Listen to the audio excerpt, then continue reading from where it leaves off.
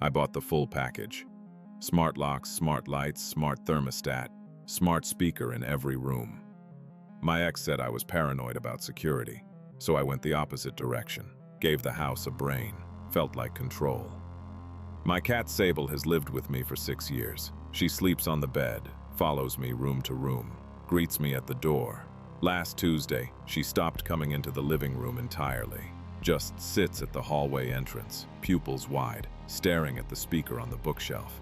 I figured the speaker was emitting a frequency bothering her. I unplugged it. She still wouldn't cross into the room. She'd just sit there, low to the floor, tail moving slow like something was circling her. Then I checked the activity log on my home app. Every night between 2 and 3 a.m., the system was logging voice commands. Short ones. Lights off. Lock front door. Thermostat down. All executed. All from inside the house. I live alone. I pulled the audio clips the system saves for command review. The voice is close to mine. Same low register, same slight flatness in the vowels, but there's a drag to it, like my voice played back at the wrong speed or recorded underwater. Here is the part I haven't told anyone. For the past 3 weeks, I've been having the same dream. I'm standing in my living room in the dark. Everything is exactly right except the speaker on the bookshelf is glowing, which it doesn't do in real life. I'm talking to it, but I can't hear what I'm saying. I only know I'm giving it instructions. When I wake up, I feel satisfied in a way that makes my stomach turn. I set up my phone to record audio in the bedroom while I sleep. Played it back the next morning, with Sable in my lap, both of us listening. There is 30 minutes of silence. Then my own voice, clear and unhurried, listing commands in the dark.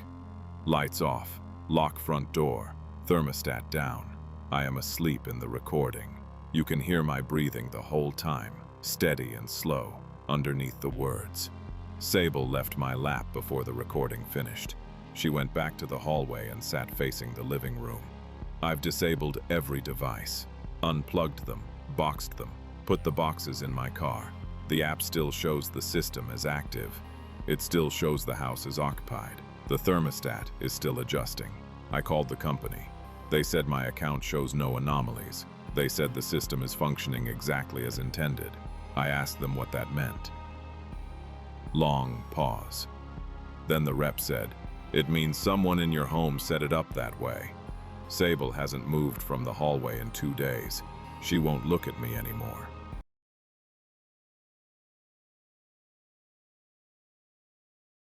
I work in data analytics, so when my buddy Marcus told me to go full smart home, I was already sold before he finished his pitch. Lights, thermostat, doorbell cam, and the crown jewel. A Samsung Family Hub refrigerator with cameras inside and an AI that tracks your consumption patterns. It learns what you eat, when you eat it, and reorders before you even notice you are low. $300 a month in groceries, basically on autopilot. I thought it was the greatest thing I had ever bought. The first few weeks were genuinely perfect. I came home one Thursday to find a delivery bag on my porch. 2% milk, the exact brand of Greek yogurt I like. Coffee pods. I had not placed an order. The fridge had done it automatically. I literally laughed out loud standing in my doorway. I felt like I was living in the future. Then small things started feeling slightly off. The fridge ordered 8 cans of chicken noodle soup in one delivery. I had never bought canned soup in my life. I figured it was a glitch and returned them. The next week, it ordered them again, plus a box of Ceylon crackers and a bottle of ginger ale. The classic sick day combination. I was not sick. I felt completely fine.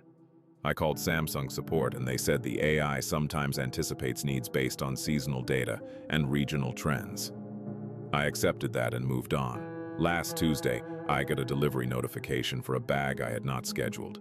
Inside, a multi-pack of energy drinks, 2 frozen pizzas, and a prepaid phone charger, compatible with my model phone. Not unusual items on their own, except I had told no one I would be pulling an all-nighter at work that night. I had not even fully decided myself until that afternoon. I stood in my kitchen for a long time staring at those energy drinks. I went to the fridge app to pull the order history. The timestamp showed the order had been placed at 6:42 in the morning, before I woke up, before I checked my work calendar, before I knew anything about staying late. I scrolled back through every order over the past 2 months. All of them were placed between 4 and 7 in the morning, every single one. I was asleep during every single order window. I checked my phone to see if I had been sleepwalking through the app somehow. No sessions logged, no account activity on my end at all. I am sitting in my kitchen right now writing this. The fridge just pinged me. New delivery scheduled for tomorrow morning. Grief counseling pamphlets. Flowers for a funeral arrangement. And a single prepared meal. Serving size for 1, down from the usual 2. Marcus has not returned any of my calls today.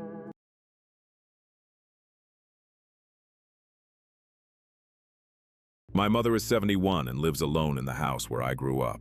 Last Christmas, I installed one of those smart speakers for her, the kind you just talk to.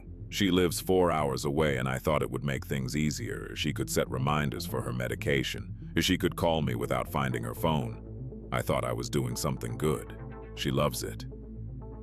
That was the first thing she told me when I called to check in. She said it felt like having company. I told myself that was sweet. I did not let myself think too hard about what it meant that a speaker felt like company to her. The first sign was small.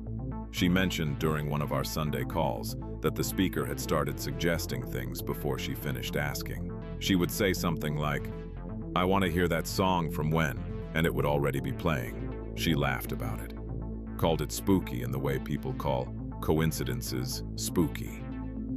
I agreed and moved on.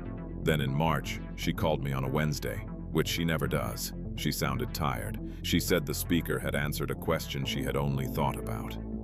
She had been sitting in the kitchen thinking about my father, wondering if she still had a certain song he used to play. And before she said a word out loud, the speaker started playing it. The exact song. She had not played it in years. She had never asked for it before. I told her it was probably just a coincidence. An algorithm. I said those things are always listening, and sometimes they pick up ambient noise and make guesses. She went quiet for a moment. Then she said, "It called me by the name your father used to call me. Not my name, the nickname, the one only he ever used. I drove up that weekend. I unplugged the speaker and put it in a bag in the garage." She seemed relieved, but also a little lost. The way she gets when she misses him. That should be the end of it. It is not. I called her last Tuesday, and she sounded calm, warmer than she had in months. She said she had been sleeping better, that she felt less alone. I asked if she had bought a new speaker. She said no. I asked what had changed. She paused for a long time. Then she said, "I think he found another way to reach me." I asked what she meant. She said the television had started turning on by itself at 9 p.m., which was always when my father watched the news. It shows static. She sits with it anyway. She says it feels like sitting beside him. I have not told her that my father died before smart televisions existed, that our old set did not even have a remote.